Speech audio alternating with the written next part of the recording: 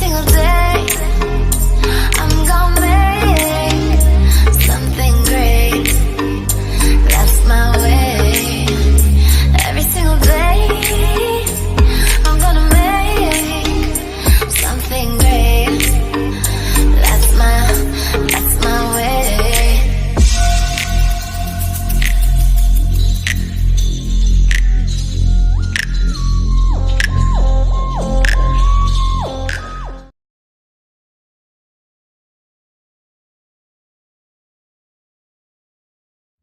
Assalamualaikum guys. Hari ini saya akan tunjukkan helmet yang saya patah itu.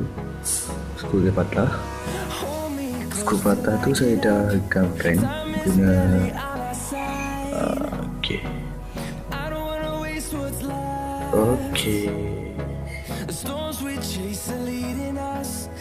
skru ni lah yang patah itu. Nampak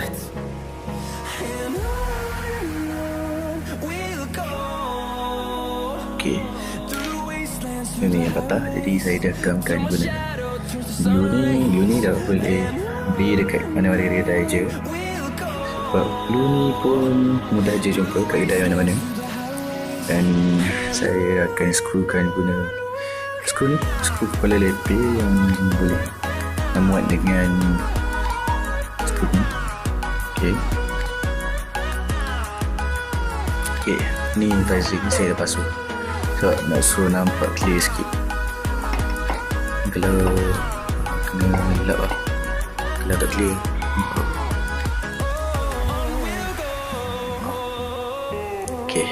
Ni helmet laser, dia dapat je kat mana-mana kedai helmet. Harga tak sampai pun RM100, jadi boleh belilah kalau yang mana-mana nak pakai yang ada airflow ni. Let's begin.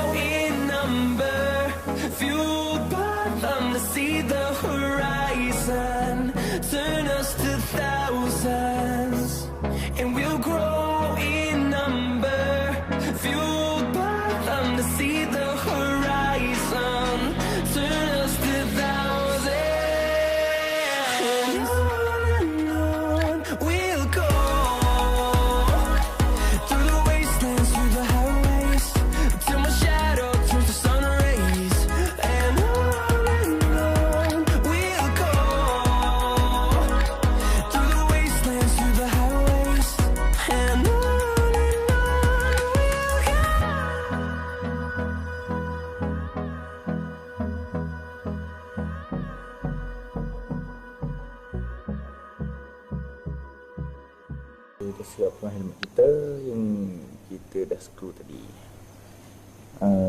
Nampak visor dah boleh gerak. Susah pula nak angkat. Visor dah boleh angkat. Turun naik visor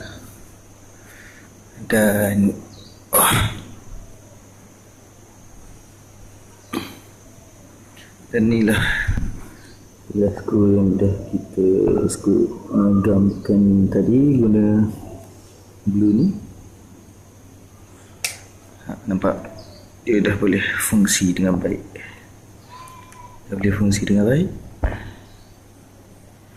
Dan boleh digunakan seperti biasa. Dah jadi macam biasa, tak cacat dah.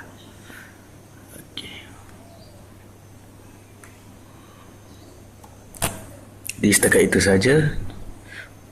Bersama saya lagi di lain video. Bye-bye.